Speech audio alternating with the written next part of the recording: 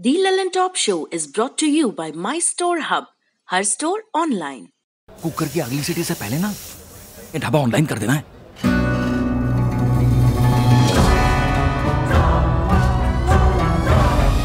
हम हो गए ऑनलाइन। आ गया है माई स्टोर ऐप। ये किसी भी स्टोर को ऑनलाइन करे सिर्फ 15 सेकंड में। माई स्टोर, अब हर स्टोर ऑनलाइन।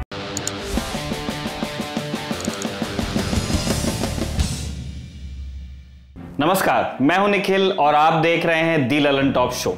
किसान जब से दिल्ली पहुंचे हैं तब से घटनाक्रम तेजी से बदल रहा है। केंद्र ने जिस तरह से तीनों कानून संसद से पारित कराए, उससे लग नहीं रहा था कि सरकार एक भी कदम पीछे हटने में रुचि लेगी। देश के अलग अलग हिस्सों से किसान प्रदर्शनों की खबर आई और गायब हो गई। लगने लगा कि ये मुद्दा सिर्फ पंजाब में कैप्टन की शह में जिंदा है, लेकिन पिछले एक हफ्ते ने सब बदल कर रख दिया है। सरकार और मीडिया का ध्यान किसानों के प्रदर्शन से हटने लगा तो किसान खुदी हुई सड़कें, पानी की बौछारें और पुलिस के बैरिकेड्स लांघते हुए वहां आ गए जहां सरकार और मीडिया का घर है, दिल्ली। पंजाब के किसानों का जत्था सबसे बड़ा है, लेकिन भारी संख्या में हरियाणा के किसान भी दिल्ली की सीमाओं पर इकट्ठा हुए हैं। अब यूपी से सटी दिल्ली की सीमा पर भी उत्तर प्रदेश के किसान इकट्ठा हो रहे हैं। जो सरकार पहले 3 दिसंबर का अपॉइंटमेंट दे रही थी, उसने 1 दिसंबर को ही किसानों से बात कर ली, वो भी बिना शर्त। किसान कमेटी वाली बात में रुचि नहीं ले रहे हैं, लेकिन उन्होंने बातचीत से इनकार नहीं किया है। 3 तारीख वाली मीटिंग अब भी होगी। किसान आंदोलन आज भी हमारी बड़ी खबर है। एक अच्छी खबर देंगे आपको कोरोना संक्रमण के टीके से जुड़ी। अब टीका आ गया है और ये भी समझेंगे कि सबको टीका मिलेगा या नहीं। इस पर किसी तरह का कोई कंफ्यूजन है या सरकार के पास कोई प्लान है? पहले आप देख लीजिए ये वीडियो।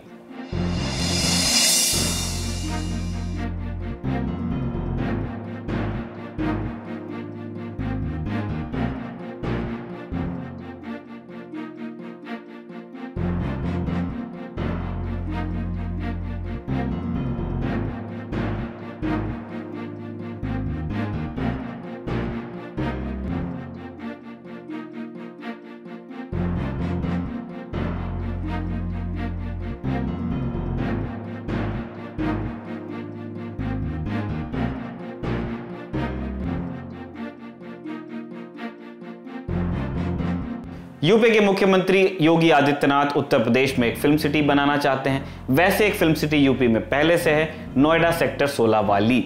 लेकिन इस बार सीएम साहब फिल्म सिटी वैसी बनाना चाहते हैं जो फिल्म सिटी ही हो, क्योंकि सेक्टर 16 वाली फिल्म सिटी में देश भर के समाचार चैनल्स हैं। नई फिल्म सिटी भी पुरानी फिल्म सिटी की तरह नोएडा में बनेगी, लेकिन इस बार बनने वाली फिल्म सिटी वाकई फिल्म सिटी होगी। अब सिटी के लिए तो नोएडा में जमीन ही जमीन है, लेकिन फिल्म तो मुंबई से ही लानी पड़ेगी।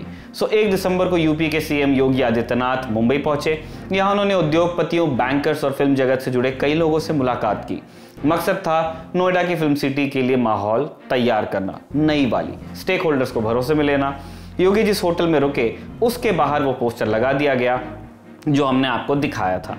मराठी में लगे इन पोस्टर्स के पीछे राज ठाकरे की महाराष्ट्र नवनिर्माण सेना है। जब से शिवसेना ने कांग्रेस एनसीपी के साथ गठबंधन किया है, तब से इस तरह के काम मनसे के हाथ आ गए हैं। ये पोस्टर बाद में बृहन्मुंबई महानगर पालिका ने हटा दिया। अनुवाद कुछ इस तरह से है: दादा साहब फाल्के द्वारा बनाई गई फिल्म सिटी को यूपी ले जाने का मुंगेरी लाल का ये सपना है। मुंगेरी लाल के सपने वाली बात को हम मुहावरा मान लेना चाहते हैं। राजा भोज और गंगू तेली वाली बात पर भी यही चीज लागू होती है कि वो भी एक मुहावरा हो सकता है, लेकिन इस एक वाक्य पर सख्त आपत्ति ली जानी चाहिए। कुठे महाराष्ट्राचं वैभव तर कुठे यूपीचं दारिद्र्य। इसका हिंदी मतलब आप समझ गए होंगे, नहीं समझे तो हम आपको बताते हैं। कहां महाराष्ट्र का वैभव और कहां यूपी की दरिद्रता। लिखने वाले हैं घाटकोपर पश्चिम से मन से नेता गणेश चुक्कल।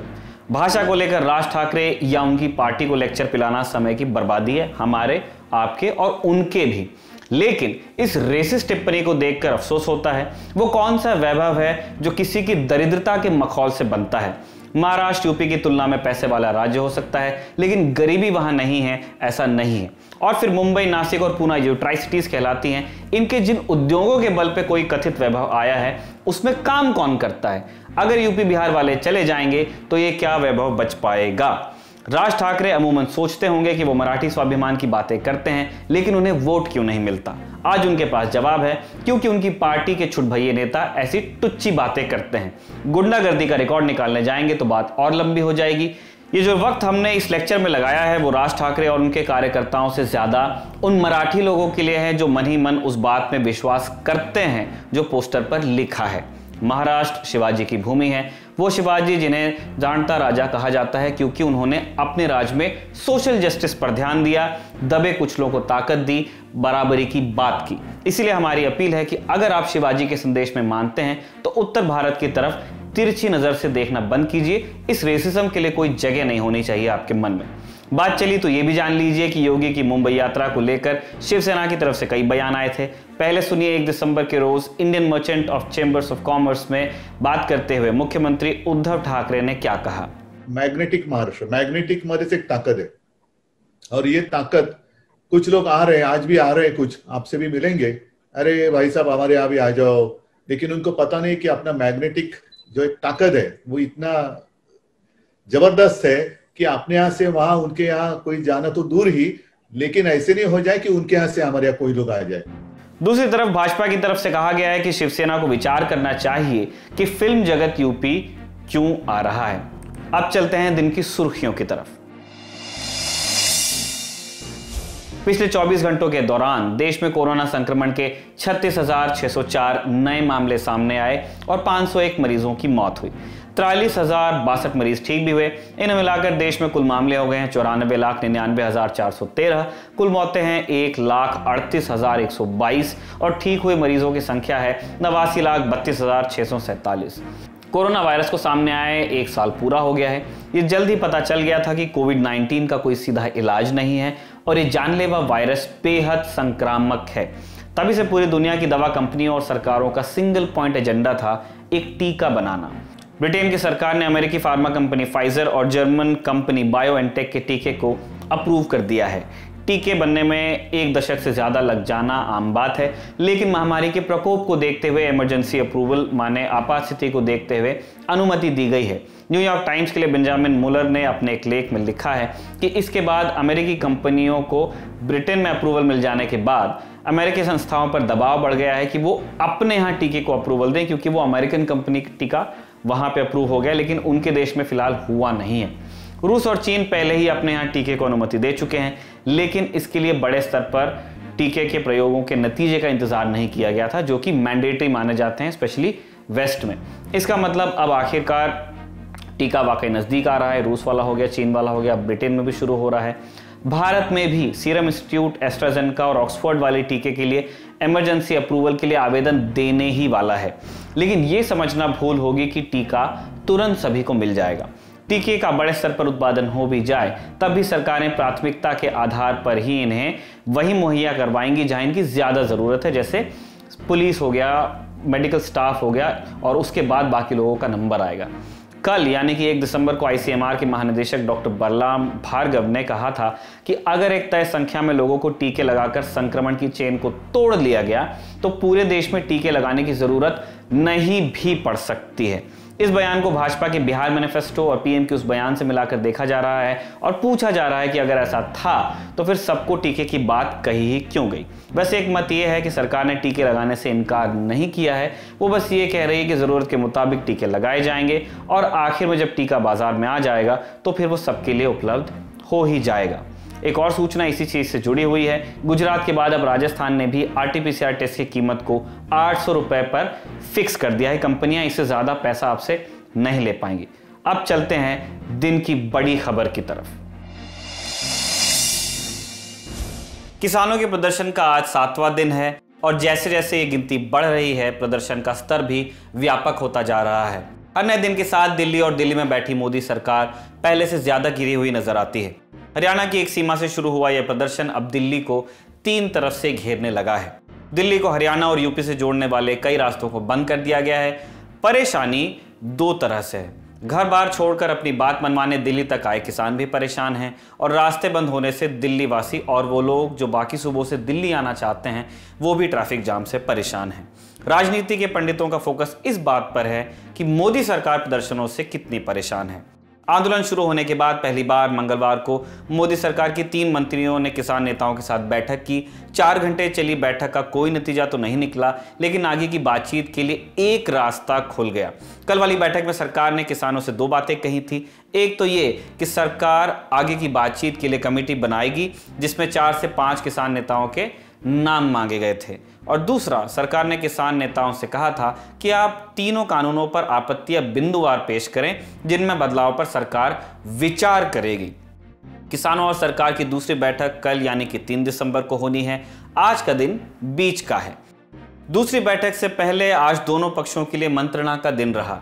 कल किसानों के साथ बैठक की अगुवाई सरकार की तरफ से कृषि मंत्री नरेंद्र सिंह तोमर और वाणिज्य मंत्री पीयूष गोयल ने की थी। आज इन दोनों मंत्रियों की गृह मंत्री अमित शाह के साथ रिव्यू बैठक हुई। किसानों की मांगों पर सरकार कितनी झुकने को तैयार है, इस पर आज कृषि मंत्री नरेंद्र सिंह तोमर ने इंडिया टुडे से बात की। सुनिए। अभी मैं जिन किसान यूनियन से बात कर रहा हूँ वो सब किसानी के क्षेत्र में काम करने वाले लोग हैं। किसानी का अनुभव भी उनको है, और मैं चूँकि कृषि मंत्रालय में काम देखता हूँ, इसलिए किसान मेरी प्राथमिकता है। और किसान की बात को लेकर कोई भी व्यक्ति आएगा तो मेरा पहला दायित्व है मैं उससे चर्चा करूं, बातचीत करूं, उसकी बात को समझूं और अपनी बात उसे समझाऊं।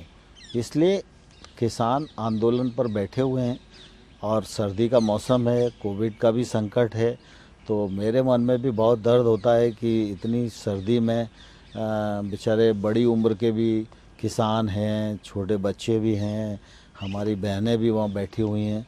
तो कुल मिला के यह विषय जल्दी निपटना चाहिए।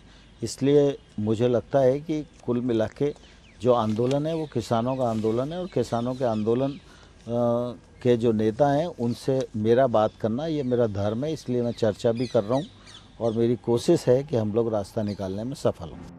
2011 में जब नरेंद्र मोदी गुजरात के सीएम होते थे और मनमोहन सिंह देश के प्रधानमंत्री थे, तब मोदी ने मनमोहन सिंह को चिट्ठी लिखकर मांग की थी कि एमएसपी को कानून का हिस्सा बनाया जाए। अब मोदी सरकार वो प्रावधान क्यों नहीं कर रही है, सुनिए इस पर कृषि मंत्री की दलील क्या रही। जो विपक्ष के लोग आज कह रहे हैं, मैं उनसे पूछना चाहता हूं, आप तो इतने वर्षों तक राज किए, तो आपने एमएसपी के लिए कानून क्यों नहीं बनाया?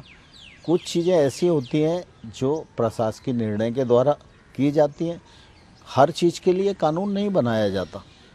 कृषि मंत्री वही बातें कर रहे हैं जो अब तक किसान कानूनों के पक्ष में पीएम मोदी खुद या उनके बाकी मंत्री कहते आए हैं। बिटवीन द लाइंस ये समझा जा सकता है कि सरकार इन प्रदर्शनों के बावजूद कानूनों से पीछे हटने के मूड में नहीं है, या अगर ऐसा कोई प्लान है तो फिलहाल कृषि मंत्री उससे अवगत नहीं है। तो फिर किसानों को कैसे समझाया जाएगा, ये सवाल उठता है। किसान संगठनों ने भी आज आपस में बैठक की। किसान नेता सरकार के कमेटी बनाने वाले सुझाव से सहमत नहीं दिखे। भारतीय किसान यूनियन पंजाब के नेता बूटा सिंह, आज उन्होंने कहा कि कमेटी बनाने के प्रस्ताव से सरकार आंदोलन को ठंडा करने की कोशिश कर रही है। सुनिए। साथियों, जो कल मीटिंग हुई थी वो बेनतीजा रही है, और सरकार जो है वो कमेटी बनाने पे राजी थी। उस कमेटी से सब ने इनकार कर दिया है, क्योंकि कमेटी का मतलब होता है आंदोलन को टरका देना, उसको ठंडा कर देना। सब ने एक मत से इनकार कर दिया है, लेकिन बातचीत टूटी नहीं है। सरकार ने ये कहा कि परसों फिर बैठते हैं, तो कल फिर मीटिंग होगी। कोई ज़्यादा उम्मीद तो हम नहीं कह सकते कि फैसला हो जाएगा, लेकिन कल जो है वो दोबारा से फिर मीटिंग होगी, और आंदोलन जो है वो बढ़ रहा है। अगर सरकार ने जल्दी बात ना मानी तो हो सकता है दिल्ली के बाकी नाके भी हमें सील करने पड़े, और ये आंदोलन तब तक जारी रहेगा जब तक हमारी बात नहीं मानी जाती, चाहे उसमें कितना ही टाइम लगे, चाहे उसमें कुछ भी करना पड़े। और देश के सारे संगठन जो है हम एक मंच पे हैं, एक जगह है, और एक तरीके से ही आंदोलन लड़ा जाएगा, और अगली खबर आपको पहुंचा दी जाएगी जब कोई अगला इसमें बदलाव होगा। सरकार, कुछ कानूनों के एक्सपर्ट बोलते हैं कि जो कानून पास हो गए उनको रद्द करने के लिए पार्लियामेंट सेशन बुलाया जा सकता है। हमारी डिमांड है कि केंद्र गवर्नमेंट स्पेशल पार्लियामेंट सेशन बुला के इन 3 कानूनों को रिपील करे, रद्द करे। सो ये जो कल उनका था, कल को फिर उनका न्योता है, कल हमें उनको उनके पॉइंट वाइज जो कानून है उनको रद्द करने के लिए जो भी हमारे पास रीजनिंग है वो हम उनको बताएंगे। उसमें ज़्यादा टाइम नहीं लगेगा, हमारे पास रिटर्न है, रिटर्न दे देंगे लगातार।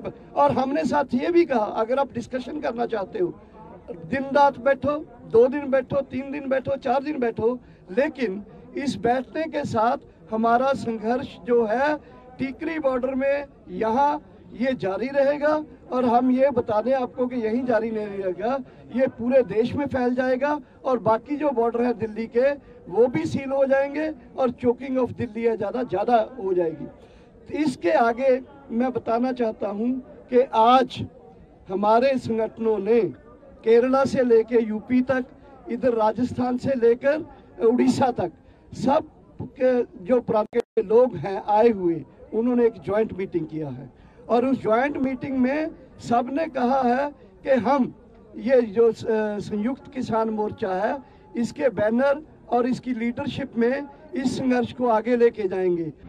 किसान नेता सरकार के साथ दूसरे राउंड की बातचीत की तैयारी कर रहे हैं और उनके साथ आए किसान 10 के 10 प्रदर्शनों में जुटे हुए हैं।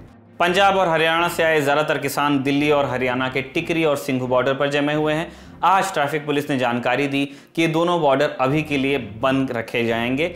इनके आसपास के दिल्ली हरियाणा को जोड़ने वाले कुछ छोटे रास्ते भी एहतियातन बंद रखे गए हैं। अब दूसरी तरफ आइए दिल्ली और यूपी की बॉर्डर्स को डिस्कस करते हैं। दिल्ली और गाजियाबाद के बीच जो यूपी बॉर्डर है उसमें गाजीपुर बॉर्डर को 3 दिन से बंद रखा गया है। आज दिल्ली और नोएडा के कई रास्तों को भी वहां पे भी किसान जुटे तो पुलिस को इन्हें बंद करना पड़ा। दिल्ली के अक्षरधाम से नोएडा की तरफ जाने वाले रास्ते को आज बंद रखा गया। आज नोएडा लिंक रोड को भी बंद किया गया। दिल्ली और नोएडा के बीच सबसे ज्यादा इस्तेमाल होने वाले रास्ते DND पर भी किसान जम गए। हालांकि दोपहर बाद पुलिस ने इस रास्ते को खुलवा दिया। नोएडा और ग्रेटर नोएडा को जोड़ने वाले एक्सप्रेसवे पर भी महामाया फ्लाईओवर के पास किसानों ने जाम किया। कुल मिलाकर नोएडा की तरफ से किसानों ने दिल्ली को घेर लिया है और यूपी में किसानों के प्रदर्शन की अगुवाई कर रहे हैं भारतीय किसान यूनियन यूपी के अध्यक्ष राकेश टिकैत। कल राकेश टिकैत समेत हरियाणा और यूपी के किसान नेताओं के साथ नरेंद्र सिंह तोमर और पीयूष गोयल ने कृषि भवन में अलग से बैठक की थी। राकेश टिकैत ने आज कहा है, ये थोड़ी सी नई चीज़ है, पंजाब और हरियाणा और उत्तर प्रदेश तमाम जितनी कृषि यूनियन यहाँ पे जुटी हुई हैं उनके साथ में एक बैठक होती है, एक बैठक अलग से होती है जिसमें यूपी और हरियाणा के किसान नेता जाते हैं। खैर, राकेश टिकैत ने आज कहा है कि जब तक सरकार मांगे नहीं मान लेती है तब तक पीछे नहीं हटेंगे। उनकी बात सुनिए। कल भी अधिकारी थे वहां पे, 3-4 मिनिस्टर थे और 8-10 अधिकारी थे वहां पे, कल भी थे। समिति बनाने की जो बात कही जा रही है, कमेटी बना करके इसको आगे जो आप लोगों के इश्यूज है, कमेटी बना के, किसान तो बैठा हुआ है, कमेटी बना के बात कर लो भाई। किसान नहीं दिल्ली छोड़ेगा, ये कमेटी बना के बात कर लो। कमेटी बैठ लेगी, 4 दिन बैठ लेगी, 5 दिन बैठ लेगी, नया सेशन बुला लो इमरजेंसी, उसमें बात कर लो। किसान दिल्ली नहीं छोड़ता, अब गए इसे और घेरेगा दिल्ली को। दिल्ली में प्रदर्शन कर रहे किसानों के समर्थन में आज देश के कई और हिस्सों में भी प्रदर्शन हुए। बिहार की राजधानी पटना में किसानों के समर्थन में आरजेडी और लेफ्ट पार्टियों ने मिलकर एक बड़ा प्रदर्शन आयोजित किया। मध्य प्रदेश के ग्वालियर से भी किसानों की तस्वीरें आई जो प्रदर्शन में हिस्सा लेने के लिए दिल्ली की तरफ रवाना हो गए हैं। कर्नाटक की राजधानी बेंगलुरु से भी प्रदर्शन की तस्वीरें आई। हालांकि वहां किसानों ने नहीं, वकीलों ने प्रदर्शन किया। सिविल कोर्ट के बाहर दर्जनों वकीलों ने हाथ में पोस्टर्स लेकर किसानों से हमदर्दी जताई। इन पोस्टर्स पर कई तरह की इबारतें लिखी थी, जैसे अंग्रेजी वाक्य हैं कुछ, don't bite the hands that feed you Modi ji, इसका मतलब आप उस हाथ को मत काटिए जो आपको खाना खिलाता है। दूसरा वाक्य है this sickle is mightier than your laws, यानी जो हसिया है वो आपके कानूनों से बड़ा है, आदि आदि इस तरह की कई सारी बातें थी। चंडीगढ़ में पंजाब यूथ कांग्रेस के कार्यकर्ताओं ने हरियाणा के सीएम मनोहर लाल खट्टर के निवास का घेराव करने की कोशिश की। हरियाणा पुलिस द्वारा किसानों के खिलाफ वाटर कैनन और आंसू गैस जैसे तरीके इस्तेमाल करने को लेकर यह प्रदर्शन हो रहा था। कांग्रेस कार्यकर्ता सीएम खट्टर से माफी की मांग कर रहे हैं। हालांकि यहां भी प्रदर्शनकारियों को तितर बितर करने के लिए पुलिस ने वाटर कैनन का ही इस्तेमाल किया। राजस्थान में भी NSUI कार्यकर्ताओं ने प्रदर्शन किए। राजस्थान में सरकार कांग्रेस की है और सभी सांसद बीजेपी या NDA के हैं, तो NSUI कार्यकर्ताओं ने सांसदों के घरों के बाहर प्रदर्शन किया। सबसे दक्षिण के राज्य तमिलनाडु में चेन्नई में DM के प्रमुख MK स्टालिन ने किसानों के मुद्दे को लेकर अपने पार्टी की ऑनलाइन बैठक बुलाई। आने वाले दिनों में तमिलनाडु में DMK का प्रदर्शन भी शुरू हो सकता है। और इन सब के अलावा न्यूयॉर्क में भी भारतीय दूतावास के बाहर किसानों के समर्थन में प्रदर्शन हुए। अब एक बात और समझने की है, देश में सारी बड़ी पार्टियों के किसान संगठन हैं, या यूं कह लीजिए कि बड़े किसान संगठनों का राजनीतिक पार्टियों के साथ एक लाइसेंस होता है, एफिलिएशन होता है, छुपी हुई बात नहीं। अभी सरकार बीजेपी की है, तो बीजेपी से जुड़े किसान संगठनों की इन कानूनों पर क्या राय है, यह भी आपको जानना चाहिए। जब बड़े किसान संगठन कानून का विरोध कर रहे हैं तो बीजेपी से जुड़े किसान संगठन क्या कर रहे हैं? बीजेपी वाली धारा में सब संगठनों का मदर ऑर्गेनाइजेशन है आरएसएस। आरएसएस का राजनीतिक संगठन बीजेपी है और किसान संगठन है भारतीय किसान संघ। भारतीय किसान संघ ने मोदी सरकार के तीनों कानूनों को लेकर कहा है कि इससे किसानों का कोई फायदा नहीं होगा। सितंबर में जब बिल संसद में लाए गए थे तब भी भारतीय किसान संघ ने इनके मौजूदा स्वरूप का विरोध किया था। अब भी भारतीय किसान संघ खुलकर सरकार के विरोध में नहीं आया है, लेकिन हरियाणा में किसानों पर वाटर कैनन के इस्तेमाल की निंदा ये कर चुके हैं और दबी जुबान में ये बातें भी आती हैं कि सरकार किसान की बात मानकर बिल्स में बदलाव कर दे। आरएसएस से संबंधित एक और संगठन है स्वदेशी जागरण मंच। ये संगठन स्वदेशी सामान के इस्तेमाल की वकालत करता है। इस संगठन ने कहा है कि तीनों किसान कानून तो अच्छे हैं, लेकिन इनमें सुधार की गुंजाइश है। सरकार चाहे तो इन कानूनों में संशोधन करे या नए कानून लाए। इससे ये थ्योरी तो डिफ्यूज हो जाती है कि सिर्फ पंजाब के किसान ही किसान कानूनों का विरोध कर रहे हैं या कानूनों का विरोध किसी राजनीति से प्रेरित है। और ये सवाल भी बनता है कि जब सारे किसान संगठन कानून का विरोध कर रहे हैं तो सरकार ने कौन से किसानों की मांग पर ये कानून लागू किए। आज के शो में बस इतना ही। कल आपसे फिर मुलाकात होगी, तब तक के लिए अपना ध्यान रखिए। नमस्ते। घुटना, कंधा या कमर, चाहे जैसा हो दर्द, डॉक्टर ऑर्थो आपको देता है दर्द से पूरी आजादी, एक भरपूर जिंदगी।